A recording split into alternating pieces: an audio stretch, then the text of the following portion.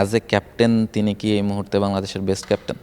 অবশ্যই প্লেয়ারদের সঙ্গে আন্ডারস্ট্যান্ডিং খুব ভালো, আর 3 ফরম্যাটের ক্যাপ্টেন হওয়ার কারণে তার গ্রহণযোগ্যতাটাও প্লেয়ারদের কাছে ভালো ছিল। ক্যাপ্টেন্সির সিদ্ধান্তটা সাধারণত বোর্ড ডিরেক্টররা তারা ডিসকাশনের মাধ্যমে নেয়, এখানে সিলেক্টর বা কোচেস কোনো মেজর কল থাকে না। আপনি যে 3টা টুর্নামেন্টের কথা হচ্ছে যে ফাইনাল খেলছেন, 3টা টুর্নামেন্টে আপনার ক্যাপ্টেন নাজমুল হোসেন শান্ত, আপনার কি মনে হয় অ্যাজ এ ক্যাপ্টেন তিনি কি এই মুহূর্তে বাংলাদেশের বেস্ট ক্যাপ্টেন?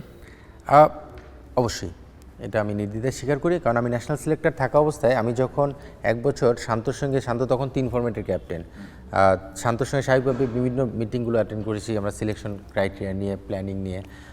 সো সেই জায়গা থেকে শান্তকে আমার ক্লোজলি অবজার্ভ করার সুযোগ হয়েছিল। সো সেইখান থেকে শান্তকে আমি আরও ডিপে ঢুকে কারেন্ট শান্তকে, মানে বর্তমান শান্তকে চিনতে পেরেছি খুব ক্লোজলি।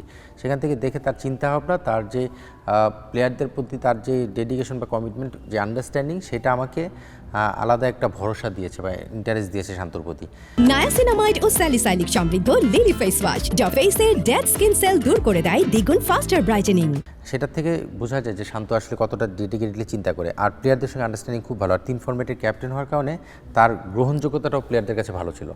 সো সব কিছু মিলে শান্ত এই বিষয়গুলো ছিল, এবং লাকিলি আমি যেটা বলছিলাম যে শান্তর সঙ্গে আমার আন্ডারস্ট্যান্ডিংটা থাকার কারণে আমি যখন ঢাকা লিগে এসে আবার শান্তকে পেলাম, তখন এই আন্ডারস্ট্যান্ডিংটা খুব ভালো ছিল। এবং মোসাদ্দেক ঢাকা লিগের one of the best performer ever, তো মোসাদ্দেকও আবন্তে ছিল।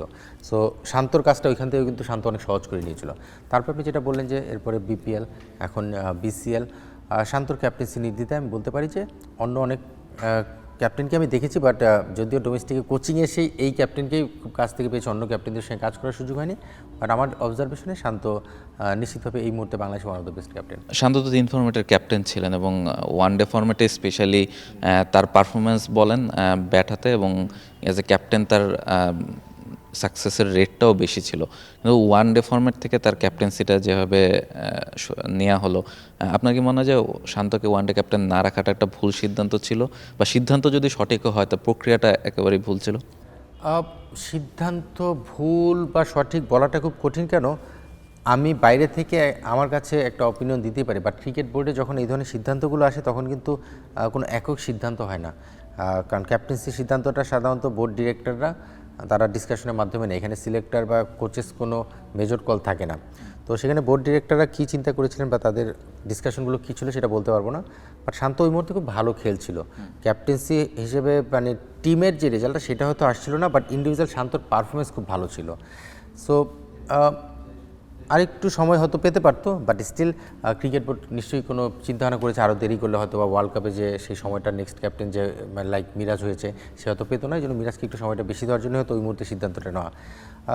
শান্ত থাকলে হয়তো বা ভালো হতো, বাট যেহেতু ক্রিকেট বোর্ড অনেক চিন্তাভাবনার মাধ্যমেই নিয়েছে, ওনারা কোনো ভালো চিন্তাই করেছে, যেটা মিরাজ হয়তো তার ক্যাপ্টেন্সি দিয়ে প্রমাণ করবে। For more updates, subscribe to our YouTube channel and click on the bell icon. Follow us on Facebook and Instagram. Download T-Sports app to enjoy exciting games and highlights. Visit tsports.com.